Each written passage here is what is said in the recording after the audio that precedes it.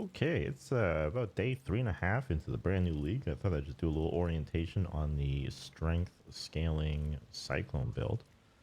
Um, so my character is 85, just over 800 strength. This build started off as Resolute Technique, which means you deal no crits, but you also can't miss, which is nice. I got two maps on Resolute Technique and was doing white maps and early heist contracts just to try and level up. Uh, Transitioning this off of RT into a crit build was harder than I thought it would be. Um, my tooltip for Cyclone at the time was about 5,000 DPS. So it's gone up a bit since then, but I wanted to get off RT. I unspec'd out of it, thought I could just kind of go ahead and pick up the points as I went for accuracy. There's accuracy crit over here, and then there's a crit wheel here, and also the staff points as well. So I thought I could kind of cheat it and get the low 70s and mid 70s out of the way and pick up some points. It wasn't working out. My tooltip was actually like half of what it was when it was on Resolute Technique. So I kind of just bear down and grinded out some white tier maps until I got most of these passives. Definitely you want all the accuracy ones and start getting your crit going as well. And then you can spec out. And even then, it still wasn't that great. And the first piece of gear that really brought this build online was the Abysses. So just the flat physical damage to attacks that you get from this is huge. This one cost me, I think, 8 chaos on, I want to say, Sunday night. All I was looking for was the lowest increased physical damage taken suffix without spending a lot. So the average helmet was around 5 to 6 chaos, and so this one cost a little bit more. It was, like I said, 8 chaos, and it's got virtually nothing on the melee crit multi roll. It's 104, lowest is 100, and that was typical. If I sorted by higher rolls on melee crit multi, these helmets started to get like way more than what I was prepared to spend. I just wanted to get something going, so I bought the lowest I could buy that still had like I wasn't taking ridiculous increased phys damage. So I bought that. It was 8 chaos, and my damage went up about 250% as crit. So I spec'd out of RT, and that was a big damage increase for the first time. And I like that. Still using Polluted Cage God. This thing's just a garbage weapon because I got it so early in the league. Because I'm level 37, I actually can't add a 6th socket to this without bench crafting and just paying the flat fee for 6 sockets. So I'm not going to do that. I'm just going to buy some more of these staves that can actually just get 6 sockets. And I'm probably just going to put them through the Crucible to try to get some sort of corruption on them that's good. I also found that 6 linking through the corrupted fuses is really easy to do, surprisingly so. And so that might be a good way to get 6 link into this build. These boots are nothing. They cost, actually, a buddy of mine gave them to me for free because he didn't even think he would sell them. I think they were like 2 chaos at the time, and that was on Saturday, so like the first full day of the league. It's increased strength, which is great, and that's really about it. It's got some movement speed on it, but you're looking for the strength on it. I got a really good lab ancient, actually. I think this was like my cruel lab. Increased attack speed if you've killed recently. Actually, that helped out a lot. Astromantis I just got last night. I paid 44 chaos for this, and it's quite well rolled. The lowest ones were going for around like 33, 34 chaos, so I thought paying another 30% on top of that for what I would reasonably consider near max rolled. I wouldn't really pay an extra exalt just for 4 more attributes on that. And then you can use the metamorph catalysts to get the attributes up higher, but those are about a chaos each, so almost half the cost of the amulet, just to get a 20% on top. I'll get around to that, but just not now, I guess. Most of my build is just uniques at this point. I really just have 2 rings, a belt, and gloves to satisfy most of my Ellie res, which is really tough. I don't have parity of elements going just yet as an aura. I still got to work on that because Herald of Purity I still need to get rid of too. This should have been gone a long time ago, but I was just using it for the fizz damage because I didn't have a lot of fizz in my build. And I'm missing blood and sand as well, so I'll have to get those two in, and hopefully that'll be fine. So what I did notice was that because I wasn't running pure developments, I actually wanted to get the resistance wheel before level 85. I think in the guide it was after 85 to 95. He had picked all this up. I kind of wanted that a bit earlier. So I picked up this in lieu of the endurance charges. So like I said, I was having trouble transitioning to crit.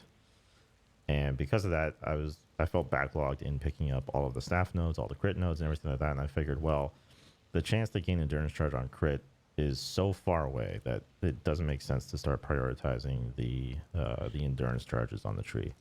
So there's one there and there's one over there. So instead I took this, which I thought had a much more immediate impact. And so I'll be picking up endurance charges next. Now that I'm 85, my next 10 points, I'll be looking to get more jewel sockets and endurance charges, and that's about it. The chest piece I just got this morning, this thing costs me about an X&a half. It was a lot. This is the Prophecy upgrade version of the other, I forget what's called, Iron Will or something like that.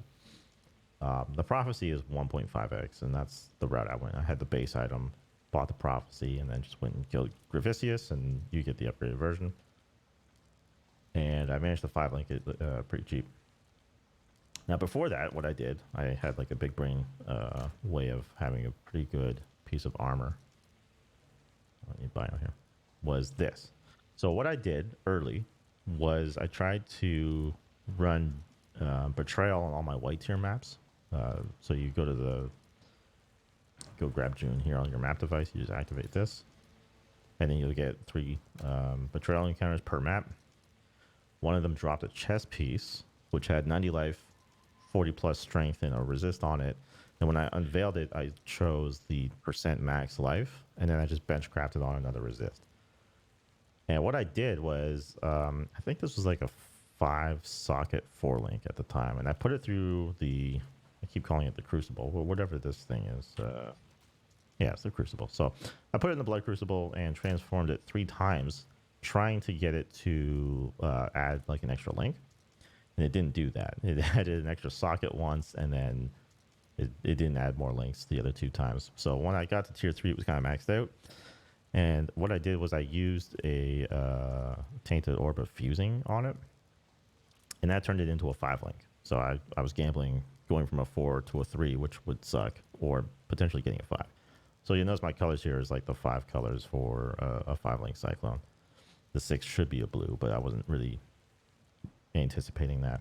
And I used this chest piece as a 5-link for Cyclone up until this morning, where I got really lucky just with a couple drops. I got a Maloney Quiver, which I fire sold for like 70 chaos just to get a quick influx. That's a little less than an Exalt.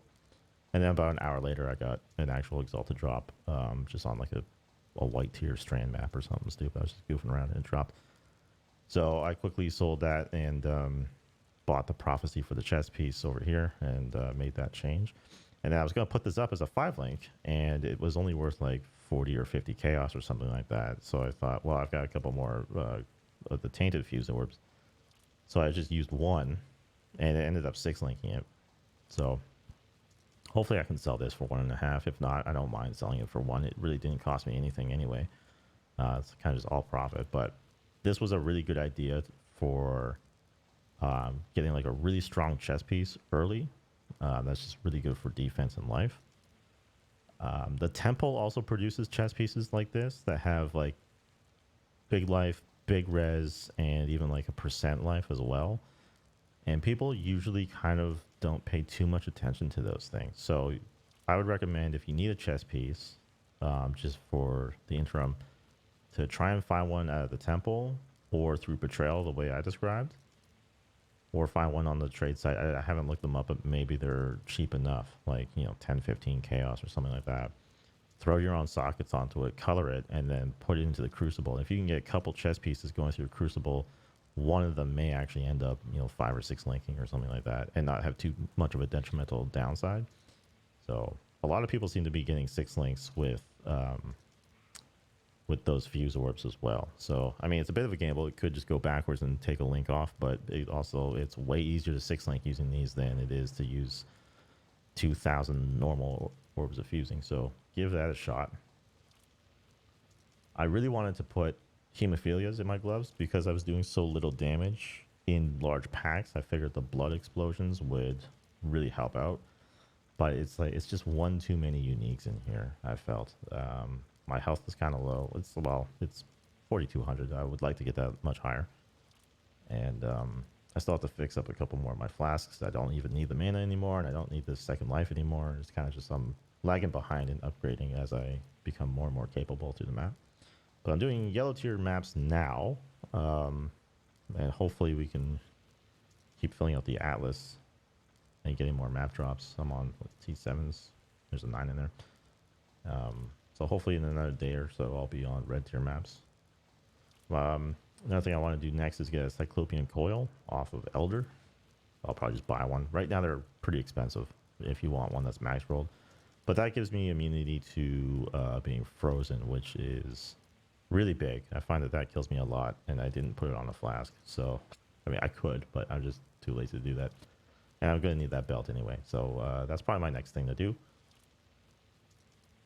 Astromantis was also a really big upgrade for me last night because I was having a hard time getting enough dex in my build to keep leveling up Blood Rage. I was kind of dex starved. Astromantis kind of just slammed that one out of the park. I don't ever have to worry about dex again. In fact, I still, now that I think about it, can take this out of my tree and get a point back because I don't need that anymore either. So that's something to look forward to. Yeah, it took a lot longer than I thought to get this online. I was really regretting choosing this build as a league start because it's kind of tough if you don't have any currency at all. But I found that my order of operation was I spent 8 on the Abyssus. That made a big difference. I spent like 40 something. I could have just spent 10 less. I could have just grabbed any Astromantis. It would have been great. So like 35, 40 chaos on that. Those two made a big difference. And then you start saving up for your chest piece. And after that, I'm still waiting on the market for the Cyclopean coils to come down. They will come down. A lot more people are going to be killing elders and stuff like that. I mean, it's a very late game, end game boss. So the market right now is still kind of too early for that. But those will come down. These boots are already nothing. So price-wise, this is still pretty cheap. I mean, you don't need like a single item that costs 4x just to enable it like Discharge would have been. And so far I'm happy, but we'll see how it goes.